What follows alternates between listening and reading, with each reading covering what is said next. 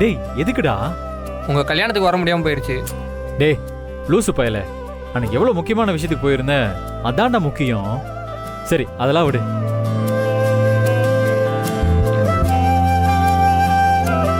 அண்ணே, தம்பி யாருன்னு அண்ணிக்கிட்ட சொல்லலையா?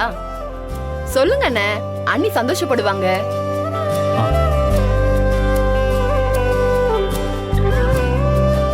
சொல்லுங்க அண்ணே. அண்ணி, இந்த பையன் யாருன்னு தெரியுதா?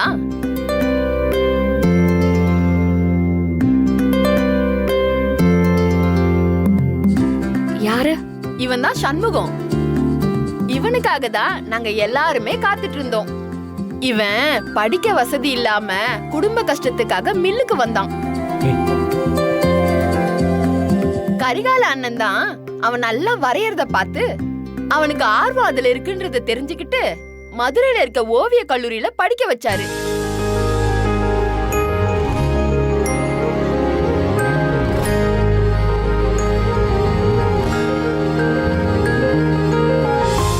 அதோட அவன் வேலைக்கு போனா மாசம் எவ்வளவு குடும்பத்துக்கு கொடுப்பானோ அந்த காசை மாசம் மாசம் கரிகால அண்ணனே கரெக்டா கொடுத்துருவாரு.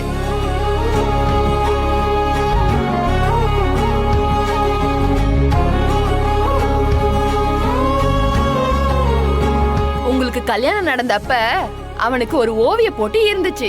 அவன் அதை விட்டுட்டு கல்யாணத்துக்கு வரேன்னு சொன்னான். ஆனா கரிகால அண்ணன் தான் கல்யாணத்தை விட போட்டி தான் முக்கியம்னு சொல்லி போட்டிக்கு அனுப்பி வச்சாரு.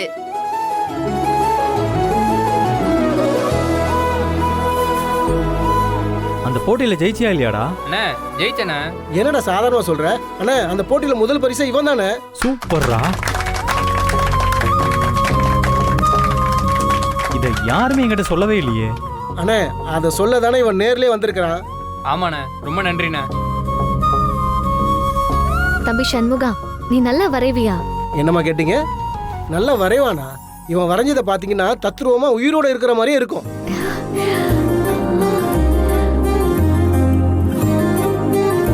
அப்ப கரிகாலன் மாமாவையும் நந்தினியும் ஜோடியா நிக்க வச்சு ஒரு படம் வரைஞ்சு கூட.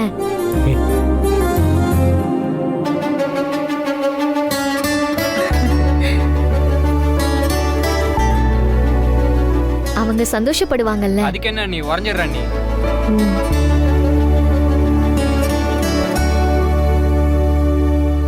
அண்ணே சூப்பர் ஐடியா கொடுத்தீங்க.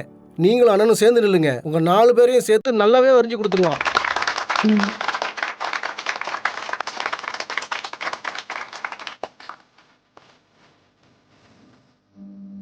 டேய் அந்த போர்டை எடுத்துவாடா. அண்ணே நீங்களும் பக்கத்துல நில்லுங்கண்ணே. ஆஹா இல்லப்பா வேண்டாம், அவங்க 2 பேரையுமே வரேன். அண்ணே எனக்காக நில்லுங்கண்ணே. அவன் உனக்காக இல்ல யாருக்காகவும் நிக்க மாட்டான் அப்படின்னு அவன் சொன்னானா? நீ வாயை மூடு. பா அவர் ஆசைப்படுறாருல, ஏதாவது போஸ் கொடுத்து நில்லுங்கப்பா.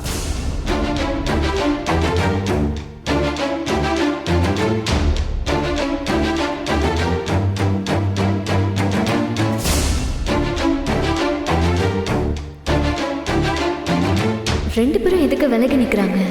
இப்படி விலகி நிக்கிறதுக்கு எதுக்கு படம் வரைய சொல்லணும்? தம்பி சண்முகம், நாங்க நிக்கிறதெல்லாம் கொஞ்சம் சரியா இருக்கான்னு பாரு. சரியாதான் நீ இருக்கு.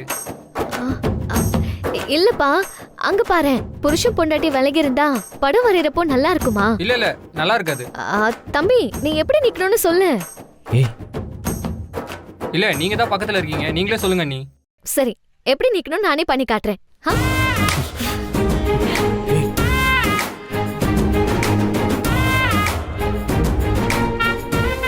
அண்ணி வேற நல்ல போஸ் கொடுங்க, மாத்துங்க. இது ஓகேவா? வேற ஏதாவது நல்ல போஸா கொடுங்க.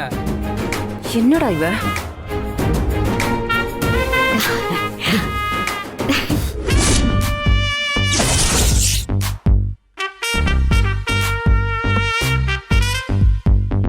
இங்க பாரு, அந்த பையனுக்காக நான் பொறுமையா இருக்கேன். சும்மா சொல்லிட்டேன். அண்ணி அருள் அண்ணா என்ன நீ சொல்றாரு?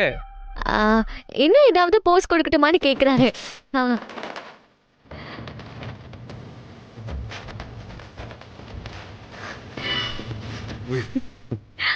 ஆ.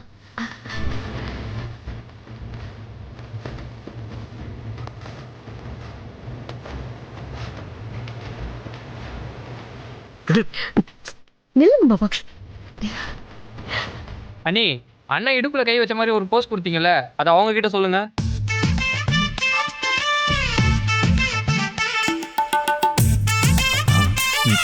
நந்தினி.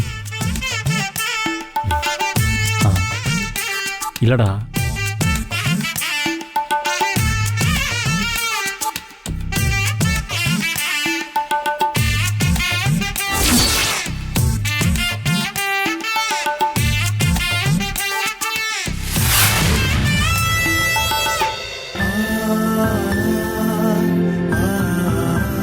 வேணாண்டா. அண்ணே அந்த மாதிரி போஸ் கொடுங்கண்ணே.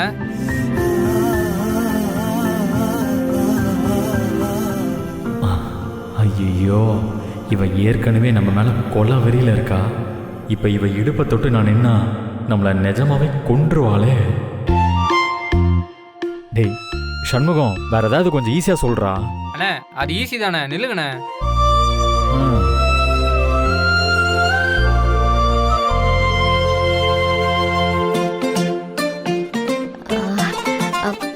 வரையறவங்க என்ன சொல்றாங்களோ அதுதான் மாமா கேட்டு நிக்கணும். இங்க பாருங்க, நான் எப்படி நிக்கிறேனோ அப்படி. அண்ணி இவன் சொன்னாம நின்னாதானே படம் நல்லா வரும். நீ மட்டும் இப்ப என்ன தொட்ட செத்தடா. யார் இருக்கவங்கள கூட பார்க்க மாட்டேன், ஓங்கி உறைஞ்சிருவேன்.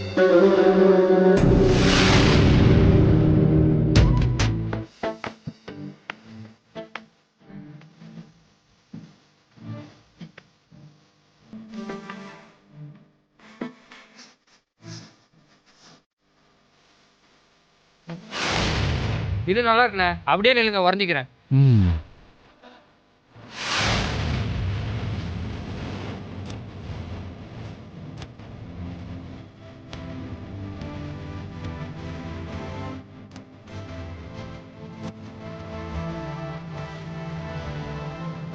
நீ பாரு நந்தினி, இப்போன்னு இல்லை, எப்பவுமே உன் அனுமதி இல்லாம என் மூச்சு காத்து கூட உன் மேல படாது.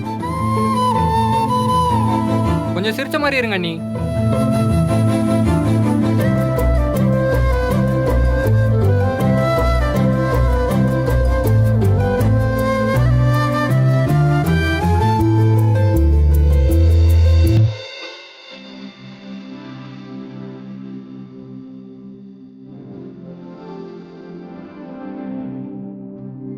அண்ணே சரிண்ணே.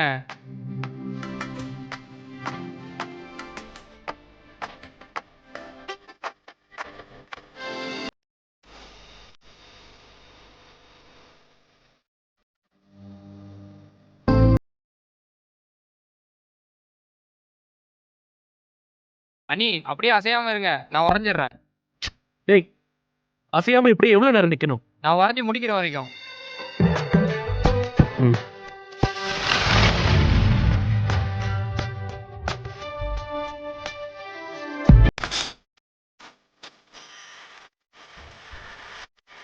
ஏன்டி பிளான் பண்ணி தானே எல்லாத்தையும் பண்றா? அப்படியெல்லாம் ஒண்ணும் இல்ல மாமா. என்னடி நொப்படிலாம் ஒண்ணும் இல்ல, இதான் சாக்குன்னு என் மேல சாஞ்சிட்டு இருக்கல.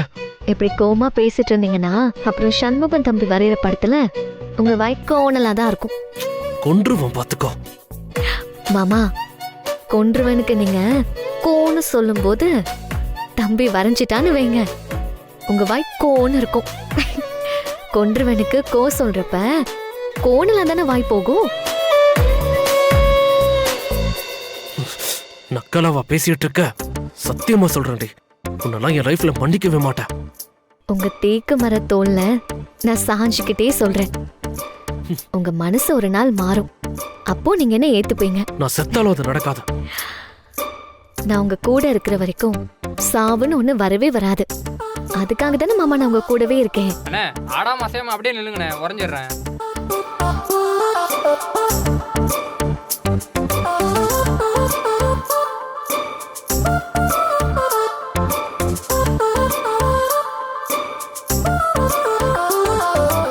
இப்படிலாம் பண்ணனா எனக்கு உன் மேல நம்பிக்கை வந்துரும் நினைக்கிறியா? இனிமே நீ என்ன டிராமா போட்டாலும் அதெல்லாம் என்கிட்ட பலிக்காது. உன்னை நம்பி நான் ஏமாந்ததெல்லாம் போதும். இனி நீ என்ன பண்ணாலும் நான் உன்னை நம்ப மாட்டேன். நீ நம்பணுங்கிறதுக்காக நான் இதுக்கு முன்னாடி எதுவும் பண்ணதில்ல, இதுக்கப்புறமும் நான் எதுவும் பண்ண போகிறதில்ல. எப்போ என்கிட்ட நீ என்ன படிச்சிருக்குன்னு கேட்டியோ அப்போ எனக்கு தெரிஞ்சிருச்சு நான் தொடக்கூடிய இடத்துல நீ இல்லைன்னு. அதனால் எப்போவுமே உன்னை தொடணும்னு நான் நினைக்கவே மாட்டேன்.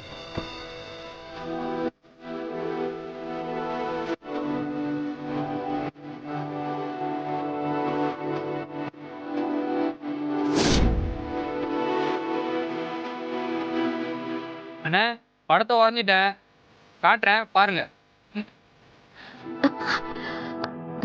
இப்போ நான் படத்தை காட்டுறேன், எப்படி இருக்குன்னு பார்த்து சொல்லுங்க.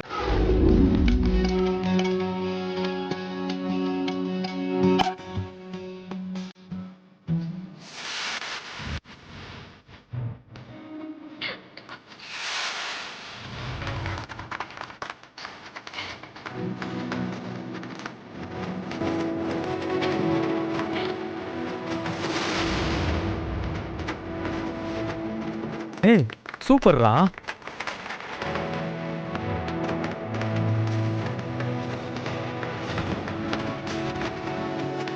அச்சு அசல அப்படியே இருக்குல்ல?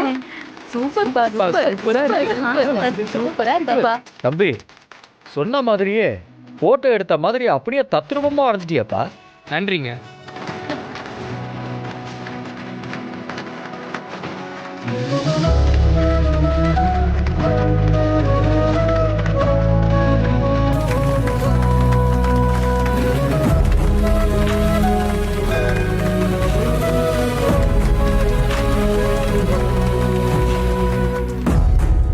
சரி எல்லாரும் வாங்க சாப்பிட போலாம். சரிங்க. வாங்க. வாப்பா. வாங்க போவோம்.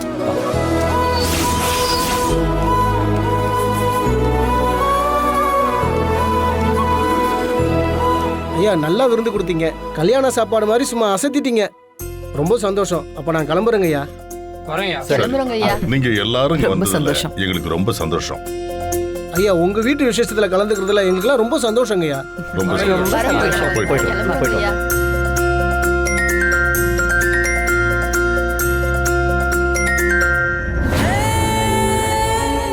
டேய், என்னடா குடும்பம் இது?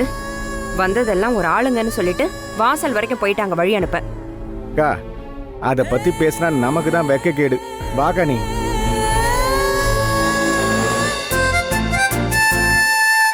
மாமா, நீயும் நந்தினியும் மாலை மாத்திக்கிட்டது, மோதிரம் போட்டுக்கிட்டது, 2 பேரும் ஜோடியா படம் வரையறதுக்கு நின்னது, இதெல்லாம் பாக்குறப்ப ரொம்ப சந்தோஷமா இருந்துச்சு மாமா. இப்படியே போனா நாள் ஆக ஆக கொஞ்சம் கொஞ்சமா உங்களுக்குள்ள இருக்கிற பிரச்சனை குறைஞ்சு நீங்க 2 பேரும் ஒண்ணு சேர்ந்துருவீங்கன்ற நம்பிக்கை எனக்கு வந்துருச்சு மாமா.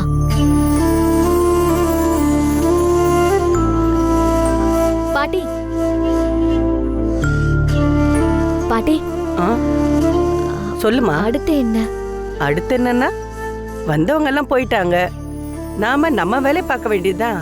வேலையை பார்க்கணுமா? ஆமா மறுவீடு அனுப்பணும்ல, அதெல்லாம் சொல்லிதான் செய்வீங்களா? ஆமா.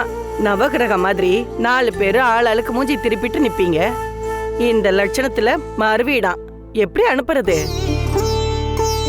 அதுவும் உங்க அப்பன் மண்டபத்துல வச்சு என்னென்ன பேச்சு பேசினா, அருளை வெட்டுவேன் குத்துவேன் எல்லாம் சொன்னா. உங்களை மறுவீட்டுக்கு அனுப்பி உங்க அப்பா ஒண்ணு கிடக்க ஒண்ணு செஞ்சுட்டானா என்னடி பண்றது? எங்க 2 பேரையும் விடு பாட்டி. கரிகாலன் மாமாவும் நந்தினியும் மறுவீடு போனாங்கன்னா அவங்களுக்கு கொஞ்சம் சௌகரியமா இருக்கும்ல. இங்கன்னா இம்புட்டு பேர் இருக்கும். அங்க பெரியம்மா வீட்டுக்கு போனா அவங்க 2 பேரும் தனியா இருப்பாங்கல்ல. ஒருத்தருக்கு ஒருத்தர் பேசுறதுக்கும் நேரம் இருக்கும். அவங்களுக்குள்ள பேசி புரிஞ்சுக்கிட்டு ஏதாவது ஒரு நல்ல விஷயம் நடக்கும்ல. நீ அப்படி சொல்ல வரையா? ச்சே, இத்தனை வயசாச்சு, நான் இத பத்தி யோசிக்கவே இல்ல பாரு. இந்த சின்ன வயசுல நீ எவ்வளவு விவரமா யோசிச்சிருக்க. கெட்டிக்காரிதான். ஆனா கரிகாலனையும் நந்தினியும் மறு வீட்டுக்கு அனுப்புறதா இருந்தா உன்னையும் அருளையும் உங்க வீட்டுக்கு அனுப்பணுமே. கோவத்துல உங்க அப்பா ஏதாவது செஞ்சுட்டான்னா என்ன பண்றது? பாட்டி அதெல்லாம் நான் பாத்துக்கிறேன். நீ முதல்ல நந்தினியையும் கரிகாலன் மாமாவையும் மறு வீட்டுக்கு அனுப்பி வைக்க ஏற்பாடு பண்ணு. ம் சரி, நான் சுந்தரத்துக்கிட்ட பேசுறேன். சுந்தரம், சுந்தரம், உட்காருப்பா. சுந்தரம், நல்ல நேரம் வரப்போகுது. பொண்ணும் மாப்பிள்ளையும் மறு வீட்டுக்கு அனுப்பலாமா? அனுப்பிடலாமா? அதெல்லாம் ஒண்ணு வேணாம். ஏன் அனுப்ப வேண்டாம்? அதெல்லாம் முறை தானே, போய் தான் ஆகணும். ஆமா, கல்யாணமே முறையா நடக்கல, இதுல மத்ததெல்லாம் முறையா செய்யணுமாக்கும். ஏய், காலையில எந்திரிக்கும் போதே 7:30 கூட்டணும் தான் எந்திரிப்பியா? எதுக்கு எடுத்தாலும் ஒரு பிரச்சனை பண்ணிட்டு இருக்க. மறு வீட்டுக்கு உன்னையா போக சொன்னாங்க? ஆளா வந்து வேணான்னு சொல்லிட்டு இருக்க. சின்னஞ்சிறுசுங்க, இப்போதான் கல்யாணம் ஆயிருக்கு. அங்க எங்க போயிட்டு வந்தா தானே அவங்களுக்கு கொஞ்சம் சந்தோஷமா இருக்கும். மாமா, பரதன் கொலை வெறியில தெரிஞ்சுக்கிட்டு இருக்கான். இப்ப அருள் அங்க போனானா கண்டிப்பா பிரச்சனை நடக்கும். வாய மூடு. ஆமாண்ணே, எனக்கும் அந்த பயம் இருக்கு. அம்மா, அப்பா பெரிய மீச வச்சிருக்காருன்றதுக்காக சும்மா அப்பாவை பூச்சாடி மாதிரி சொல்லி பயமுறுத்திட்டு இருக்காதம்மா. அப்பா ஒன்னும் அவ்வளவு மோசமானவர்லாம் கிடையாது, ரொம்ப நல்லவர் தான். அம்மா தாயே, போதும் தாயி. நீ அன்னைக்கு உங்க அப்பாவை பத்தி சொல்லும்போது நானும் உங்க அப்பாவை ரொம்ப நல்லவருன்னு தான் நினைச்சேன். ஆனா மண்டபத்துல அவரு ருத்ர தாண்டவம் ஆடும்போதுதான் தெரிஞ்சது நீ சொன்னது எல்லாம் பொய்ன்னு. நான் அன்னைக்கு சொன்ன எல்லாமே பொய் இல்லாத, உண்மையில கொஞ்சம் போய் கலந்து சொன்னேன், அவ்வளவுதான். எங்க அப்பா ரொம்ப நல்லவர் அத்தை, மோசமானவரெல்லாம் இல்ல. அதனால என் வாழ்க்கையை அழிக்கணும்லாம் நினைச்சு அவர் எதுவும் பண்ண மாட்டாரு. அன்னைக்கு மண்டபத்துல ஏதோ கோவத்துல பேசிட்டு போனாரு. ஆனா அவருக்கும் தெரியும் அத்தை, அருள் மாமாக்கு ஏதாவதுன்னா அது என்னையே தான் பாதிக்கும்னு. அதனால நாங்க போனா எங்களை கண்டுக்காம போவாரே தவிர வேற எதுவும் பண்ண மாட்டார் அத்தை.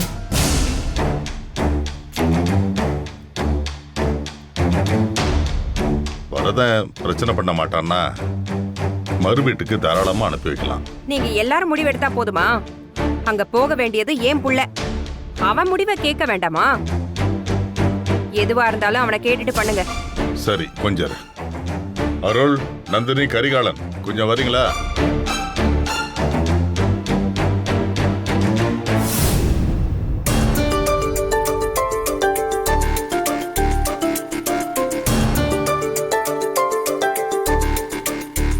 கல்யாணம் முடிஞ்சதும் முறைப்படி மறு வீட்டுக்கு போனப்பா.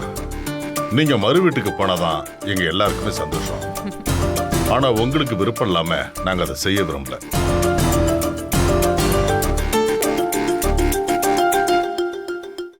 கரிகாலா, நீ என்ன சொல்ற?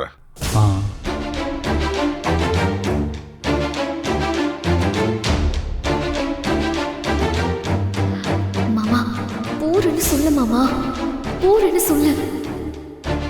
முரண்டப்போ போய் தானே பார்க்கணும். போறேன்.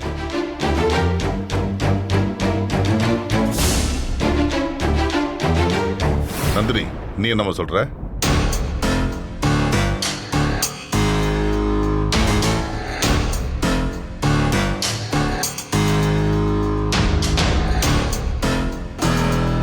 போயிட்டு வரேன் மாமா.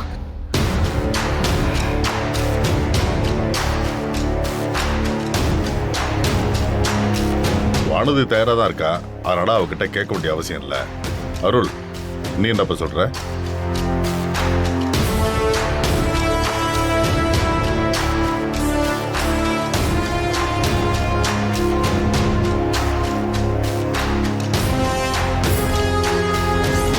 அருள், எப்ப பார்த்தாலும் என்கிட்ட என்ன வேணும் பெரியமா, எது வேணும்னாலும் கேளுங்க, நான் செய்யறேன்னு நீ என்கிட்ட கேட்டுக்கிட்டே இருப்பல்ல? ஆமா பெரியமா. ஆனா நீங்க தான் எதுவுமே கேட்க மாட்டீங்களே பெரியமா. இப்ப கேக்குறேன்ப்பா, நீ செய்வியா? என்ன வேணாலும் கேளுங்க பெரியமா, உங்களுக்காக நான் எது வேணாலும் செய்யறேன். நடந்த கல்யாணத்துல உனக்கு விருப்பம் இல்லைன்னு எனக்கு தெரியும். ஆனா நடந்தது நடந்து போச்சு. இப்ப இந்த குடும்பத்தோட சந்தோஷமே உன் கையில தான்ப்பா இருக்கு. என்னையும் நீ உன் அம்மாவா நினைச்சேன்னா எனக்காக கொஞ்சம் அனுசரிச்சு போ. நீ அனுசரிச்சு போகலன்னா இந்த குடும்பத்தோட நிம்மதி சந்தோஷம் எல்லாமே போயிடும்பா. சரி பெரியம்மா.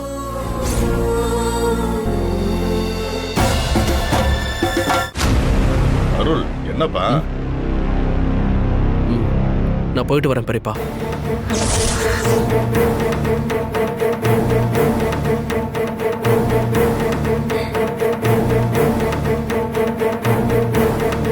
அப்புறம் என்ன, 4 பேரும் போயிட்டு வந்துருங்க. என்னக்கா என்னாச்சு அவனுக்கு? போறேன்னு சொல்லிட்டான். கொஞ்சம் கொஞ்சமா வானதி பக்கம் போயிட்டு இருக்கானோ? டேய் சும்மா இருடா, நான் விடவே மாட்டேன்.